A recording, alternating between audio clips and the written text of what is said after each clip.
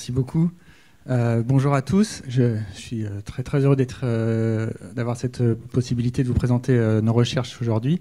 Alors, un petit peu comme... je suis aussi très content d'avoir pu entendre la présentation d'Abdul Barakat, puisque ça résonne pas mal avec un certain nombre de choses que je dois vous présenter, en tout cas sur la démarche. Et donc, je devais vous parler aujourd'hui d'hydrogel pour la reconstruction ligamentaire, et pour laquelle on avait un projet de start-up et qui a aussi connu des difficultés. Et on est dans une phase qui j'espère sera un pivot, et du coup, il y a pour des problèmes de propriété intellectuelle, il y a un certain nombre de choses dont je vais vous parler et dont je ne vais pas pouvoir vous parler cette fois-ci, donc peut-être une prochaine fois. Mais à la place, j'aimerais vous parler d'un autre projet, je pense qui est au moins tout aussi intéressant, qui est peut-être moins avancé sur l'aspect translationnel, qui est des travaux qu'on fait sur la conception d'adhésifs chirurgicaux, ou en tout cas l'étude de l'adhésion de matériaux type hydrogel sur les tissus. Donc, je pense que je n'aurai pas à vous convaincre qu'aujourd'hui, le domaine de la médecine connaît des révolutions, et en particulier une révolution qui s'appuie sur une révolution technologique et scientifique, et que cette révolution technologique scientifique elle-même implique et utilise un certain nombre d'innovations dans le domaine des matériaux. Vous avez ici quelques photos qui illustrent des devices ou des approches qui permettent des avancées en médecine et qui impliquent le développement de matériaux qui ont des caractéristiques très spécifiques, qui sont capables d'interagir de façon très particulière avec des systèmes vivants, que ce soit à l'échelle de la cellule ou à l'échelle de l'organisme entier. Donc nous, c'est dans ce contexte-là qu'au Centre des matériaux, on a commencé une activité de recherche autour des biomatériaux. Le Centre des matériaux, qui est pas très loin d'ici, et qui a une expertise très forte dans le domaine de la science des matériaux, de l'ingénierie des matériaux, plutôt mécanique et procédés. Et donc, c'est là qu'en 2008, on a commencé cette recherche. Et depuis 2015, on s'est associé avec un autre laboratoire qui est très complémentaire de ce qu'on fait, qui est le laboratoire chimie et physique de chimie moléculaire, macromoléculaire et matériaux, qui lui a une expertise très forte en chimie et en physique de la matière molle. Et ensemble, donc depuis maintenant à peu près 7-8 ans, on réfléchit ensemble à comment on peut concevoir des nouvelles solutions matériaux qui utilisent surtout des systèmes dits de matière molle pour proposer des solutions aux applications biomédicales.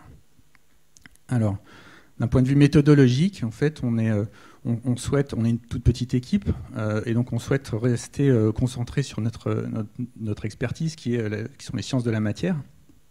Et notre idée, c'est d'interagir le plus possible avec les autres acteurs de la recherche biomédicale, qui vont être bien sûr les médecins, mais aussi des biologistes, des pharmaciens, des industriels, et pour définir ensemble un problème d'intérêt, et en cerner le plus possible les contours afin de concevoir ce qu'on pense être une solution.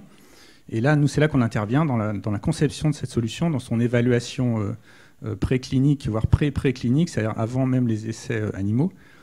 Puis ensuite, de collaborer à nouveau une fois qu'on a une solution qu'on pense pertinente, pour valider potentiellement cette solution et l'accompagner jusqu'à un transfert.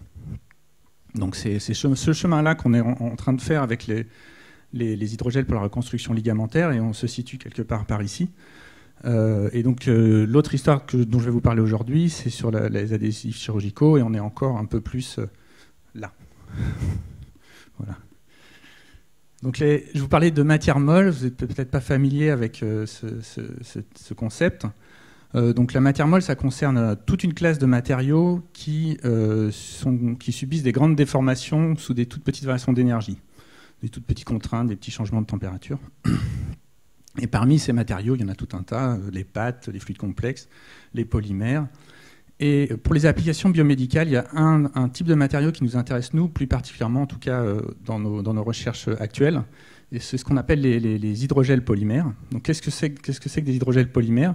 Ce sont des solides, sont des matériaux macromoléculaires qui sont composés d'un réseau réticulé de macromolécules, donc qui sont attachées les unes avec les autres, et qui sont des molécules qui sont hydrophiles, ce qui fait que si on le met dans l'eau, ce réseau va gonfler pour maximiser son énergie de mélange, mais comme les molécules sont attachées, à un moment il va s'arrêter de gonfler, et on va se retrouver avec un objet qui est un solide, qui a aussi une composante liquide parfois très importante, plus de 99% des fois du poids à l'intérieur. Et lorsque ce liquide c'est de l'eau, on parle d'hydrogel.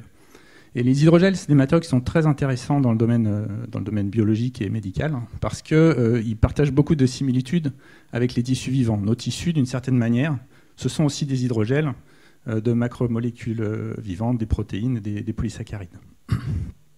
Et avec les hydrogels, on peut faire, donc, de fait de ces similitudes, du fait de la grande variété de chimie qu'on peut utiliser, on peut, avec ces matériaux-là, on a accès avec ces matériaux-là à toute une gamme de propriétés qui sont très pertinentes pour la médecine, que ce soit des propriétés de biocompatibilité accrue, de biomimétisme, de bioactivité, etc. Et de fait, on les retrouve aujourd'hui dans tout un tas d'applications biomédicales. Vous avez quelques illustrations ici. Donc pour la libération contrôlée, c'était sans doute un des premiers domaines d'application des hydrogels en médecine, pour les substituts tissulaires, pour l'ingénierie tissulaire, pour faire des matrices synthétiques, comme simplement substrat pour des capteurs, ou encore comme matériaux fantômes pour l'imagerie. Donc nous, c'est là-dessus qu'on travaille actuellement. Comment on peut designer des matériaux hydrogels qui sont intéressants pour la médecine. Donc on a actuellement 3 projets de recherche en cours le long de ces axes. Donc un premier qui est comment on peut concevoir des fibres hydrogels synthétiques qui ont des propriétés mécaniques suffisamment pertinentes pour pouvoir être utilisées comme substitut du tissu ligamentaire. Il y a un autre projet dont je vais vous parler tout de suite, qui est comment on peut contrôler l'interface entre des hydrogels et des tissus pour créer de l'adhésion. Et puis plus récemment, donc, il y a un autre projet et qui lui aussi résonne d'une certaine manière avec un certain nombre de choses qui ont été présentées tout à l'heure, qui est la conception d'hydrogels qui sont injectables, c'est-à-dire qui sont liquides à température ambiante et qui vont se solidifier à la température du corps en 1 ou 2 minutes.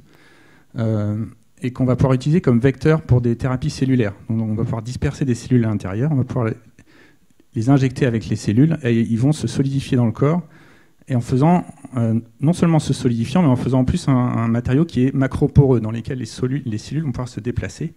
Et ça, c'est une stratégie qui est envisagée, entre autres, pour la régénération du tissu cérébral suite à une rupture d'anévrisme. Voilà. Donc voilà. Donc dans le temps qui me reste, je voulais juste très rapidement vous parler plus spécifiquement de ce qu'on fait, nous, sur l'adhésion.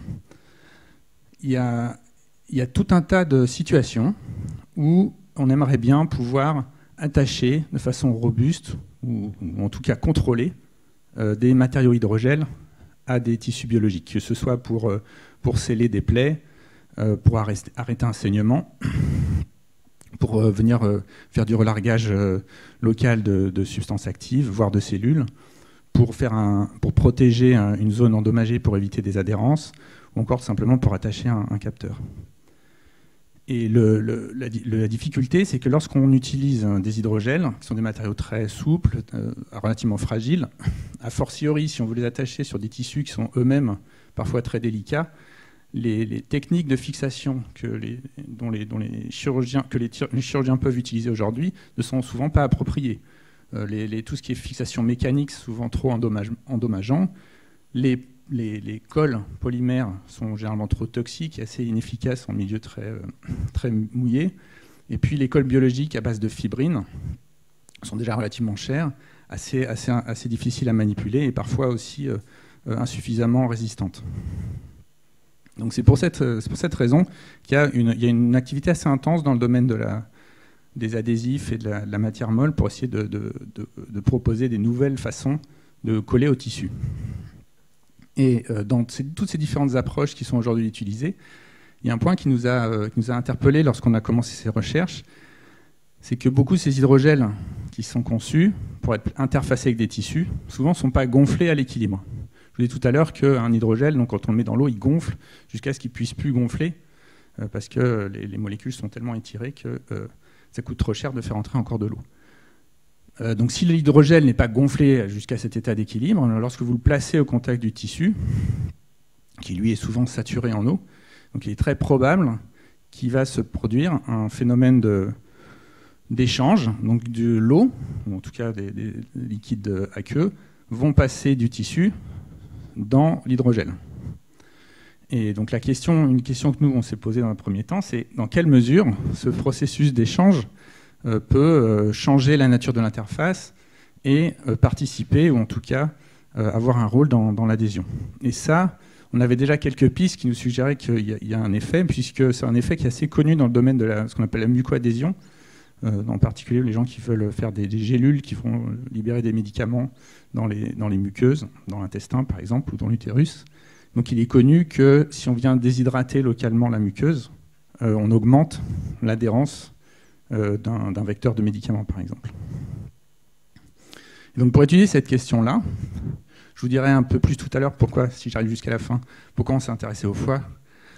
Mais on a choisi de travailler sur un modèle qui est le suivant. Donc on travaille sur le foie porcin, parce que c'est assez représentatif en fait, de tout un tas de situations chirurgicales en chirurgie interne. Et puis c'est un organe qui est assez gros, donc on peut faire assez facilement des essais d'adhésion. Et donc on a la chance à l'ESPCI d'être juste à côté de l'école de chirurgie du Fer-à-Moulin, on a 500 mètres, donc on peut profiter des TP de chirurgie pour aller s'approvisionner en tissu et faire des essais dans les quelques heures qui suivent l'explantation. Et sur ce foie, on est allé étudier l'adhésion avec un hydrogel très très basique qui est à base de polyéthylène glycol, qui est un polymère qui est très souvent utilisé pour des applications in vivo.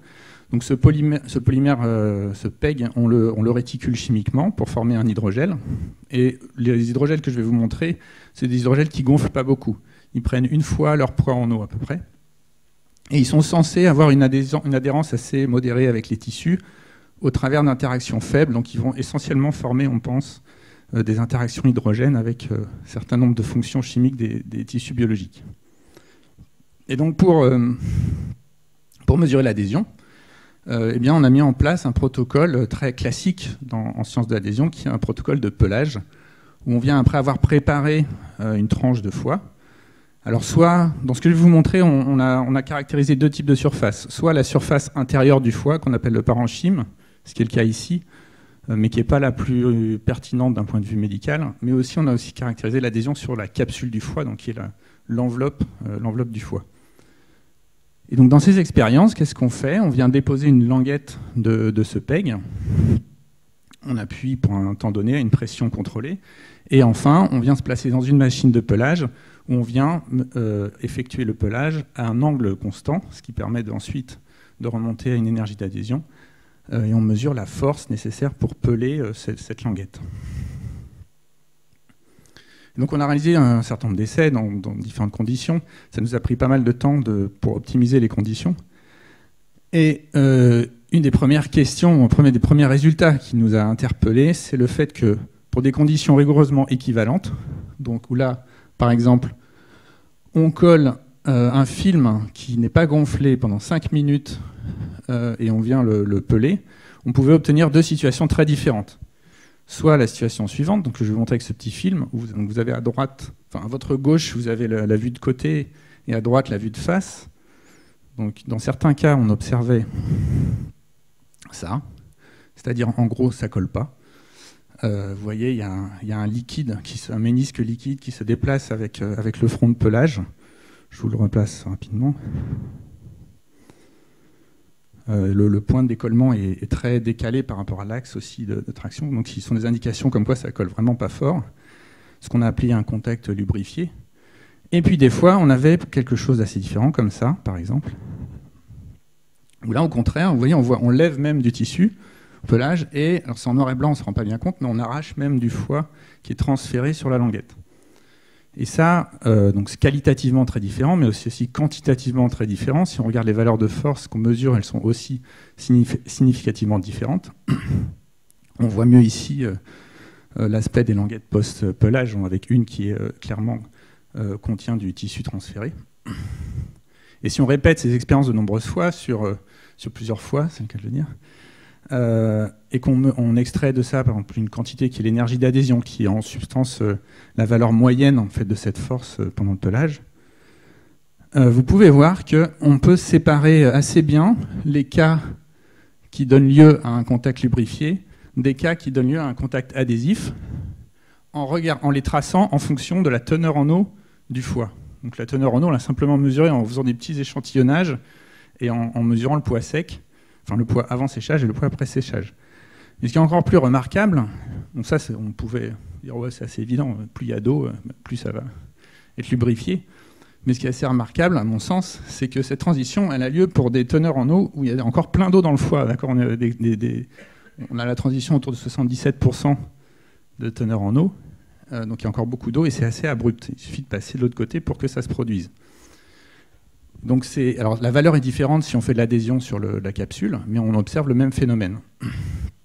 Donc ça nous a amené à réfléchir à l'origine de cette dépendance dans la teneur en eau dans le foie, et à proposer un petit modèle où, en fait, pour comprendre ce qui se passe, il faut considérer que dans les tissus vivants, l'eau est présente dans deux endroits très différents, ou dans deux environnements très différents. Il y a l'eau qui est piégée de façon osmotique dans les tissus, dans les cellules, dans une certaine partie de la matrice extracellulaire, et puis il y a l'eau qui peut circuler dans les porosités, par exemple, ou qui vient mouiller la surface de la capsule. Donc ces deux quantités d'eau qui sont dans des états différents vont pouvoir être transportées aussi de façon différente.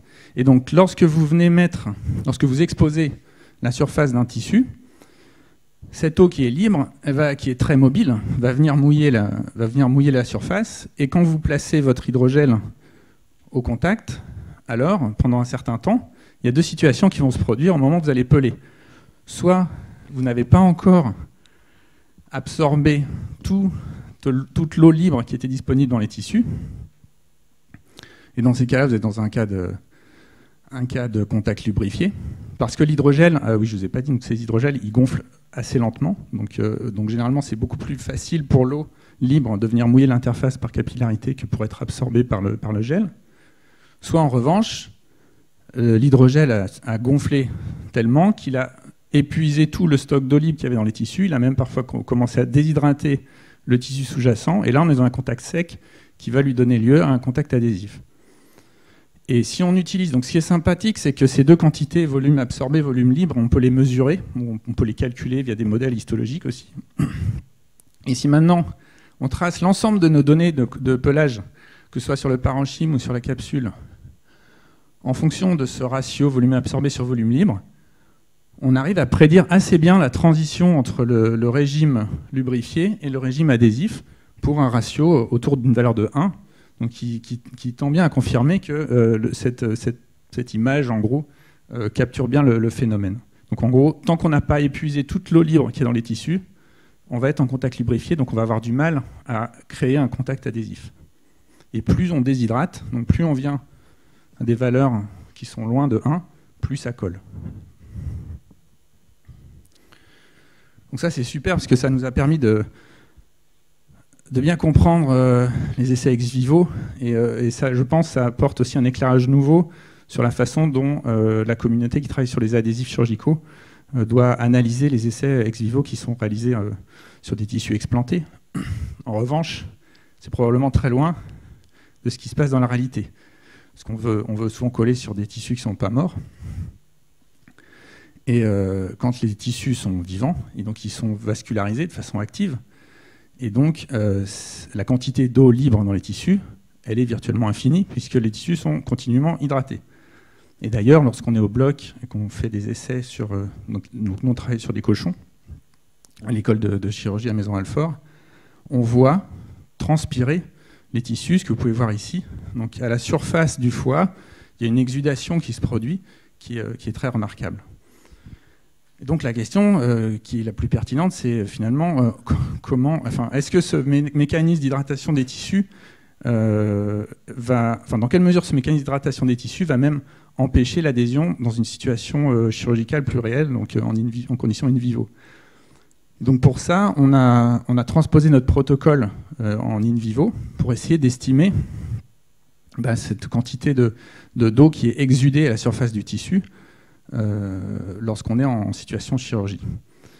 Et donc on a fait une manip toute simple qui a consisté à venir déposer à la surface du foie des petits patchs de filtre, à les peser à intervalles réguliers pour mesurer l'exudation à la surface du foie. Et vous voyez qu'on a des valeurs.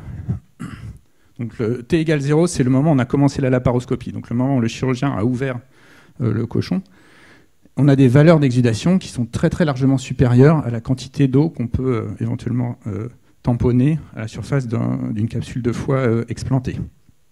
Alors ce qui est intéressant avec le foie, c'est que en plus, donc cette exudation elle est très probablement liée à la vascularisation de l'organe.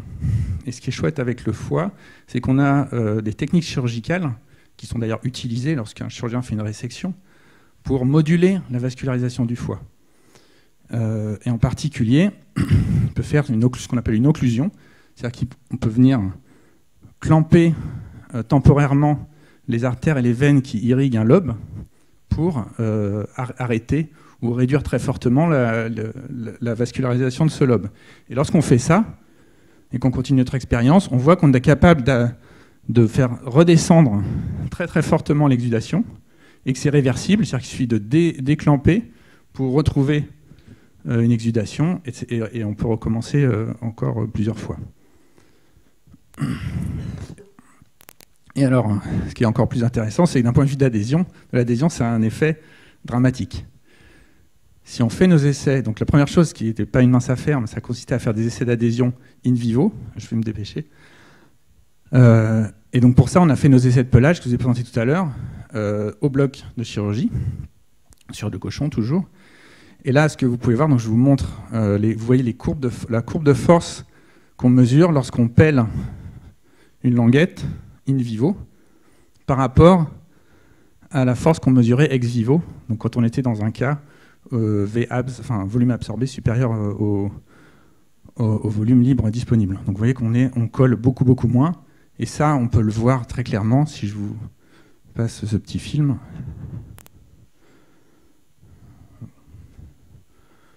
Enfin, on imagine en tout cas qu'il n'y a pas besoin d'une très grande force pour venir décoller cette languette. En revanche, maintenant, si on fait cette occlusion du lobe qui va temporairement donc, éteindre la vascularisation, et qu'on réalise la même expérience, donc pour un temps de contact de 5 minutes, on remonte subitement au niveau ex vivo, et cette fois-ci, ça colle.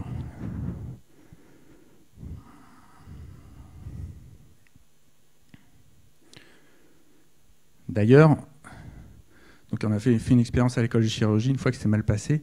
À l'école de chirurgie, ils n'étaient pas aussi bien équipés qu'au bloc, au CRBM, à l'ENVA, donc on n'avait pas les constantes du cochon. Et on faisait quelques essais préliminaires, et ça collait pas, puis d'un seul coup ça s'est mis à coller. On s'est dit, le cochon va pas bien. Effectivement, en fait, il a suffi que le cochon venait de mourir, donc dès lors qu'il est mort, ça a arrêté la vascularisation, et d'un seul coup ça s'est mis à coller. Bon, après, il y a d'autres façons de vérifier ça qu'en faisant coller sur le foie. Mais bon. Donc plus sérieusement, ça a des implications très intéressantes d'un point de vue pratique, puisque ça ça démontre qu'effectivement la vascularisation des organes est déterminante pour la création de l'adhésion d'un device, d'un dispositif. Donc ça, on peut, si c'est possible, donc comme dans le cas du foie, éventuellement jouer sur la vascularisation. Mais aussi, on peut ajuster la conception des adhésifs pour prendre en compte le niveau de vascularisation. Et donc le foie est un organe un peu extrême, c'est parmi les plus vascularisés, avec des pressions vasculaires qui sont très très fortes. Il suffit d'aller voir un organe qui est juste à côté, qui est la rate, qui a une capsule qui est très très semblable d'un point de vue histologique, mais avec des pressions sanguines bien plus faibles. Et là, on est capable d'avoir des niveaux d'adhésion aussi élevés qu'en ex vivo. C'est les points verts que vous voyez, sans avoir à moduler la vascularisation. Et ça, on l'explique par le fait que si on mesure l'exudation à la surface de la rate, on voit qu'on est bien en dessous du niveau critique au-dessus duquel l'hydrogène n'arrive pas à créer l'adhésion. Et donc je terminerai avec cette dernière, avant-dernière slide. Donc d'un point de vue design des adhésifs, une des conséquences, c'est qu'on peut par exemple non plus avoir des hydrogels qui gonflent très lentement comme ce qu'on a utilisé jusqu'à présent, mais aller chercher des adhésifs super absorbants qui vont gonfler très très vite, comme par exemple ces hydrogels de cellulose qui sont en fait des textiles de fibres de cellulose, qui gonflent pour un facteur au moins 10 fois plus vite que l'épais que je vous ai montré. Et dans ces cas-là, si on met des petits patchs de ce textile à la surface du foie, on arrive, pour des temps de contact ici de l'ordre de 10 minutes, à garder la force de pelage qu'on avait en ex vivo, même dans les conditions vivantes. Et c'est des forces qui sont substantielles, puisque donc là, vous pouvez voir, c'est un petit page qui fait 2 cm. Et on est suffisamment fort pour même soulever un lobe de foie. Alors comme on est ici à l'Institut Télécom, donc il y avait beaucoup de travaux, j'ai vu, qui sont présentés sur des approches plutôt santé numérique.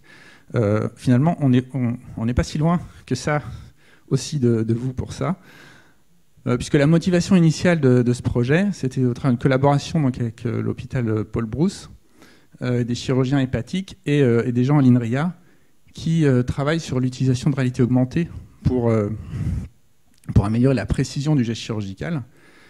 Et une des difficultés de ces approches de réalité augmentée, c'est de pouvoir recaler l'image en temps réel de façon la plus réaliste possible pendant l'opération sans erreur, pour minimiser en gros l'erreur et guider correctement le chirurgien. Et une des façons de faire, c'est de placer des marqueurs qui vont se déformer avec le foie.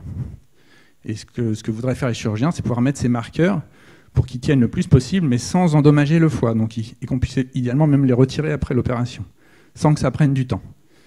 Donc pour ça, il y avait besoin d'aller chercher des nouveaux types d'adhésifs, et c'est là-dessus qu'on a travaillé. C'était la thèse de Maëlie Rocard. Donc ce que vous voyez là, c'est un essai donc, sur un cochon.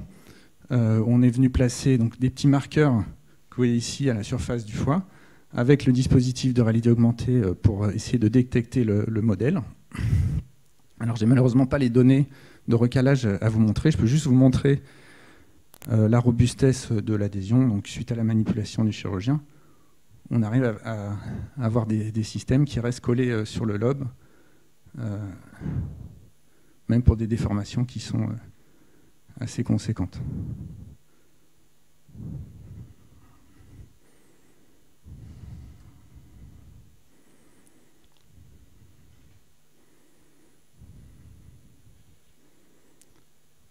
Voilà, donc je voulais finir avec ça. Évidemment, ce n'est pas le travail d'une personne. Hein. Beaucoup des choses que je vous ai montrées sont issues des travaux de postdoc de Raphaël Michel, de thèses de Maëlie Rocard et de postdoc d'Estelle Paliers. Je collabore beaucoup avec Sophie Norvez à l'ESPCI. Donc Ludwig Leibler était le directeur du laboratoire de l'ESPCI qui a rendu ça possible. Et nos collaborateurs donc, à l'école vétérinaire sont Mathieu Manassero, chirurgien vétérinaire, et donc Eric Vibert et Nicolas Gols, qui sont chirurgiens hépatiques à Paul Brousse. Et sur d'autres aspects du projet, on collabore aussi avec des collègues coréens, le professeur Guirayi. Et je vous remercie beaucoup pour votre attention.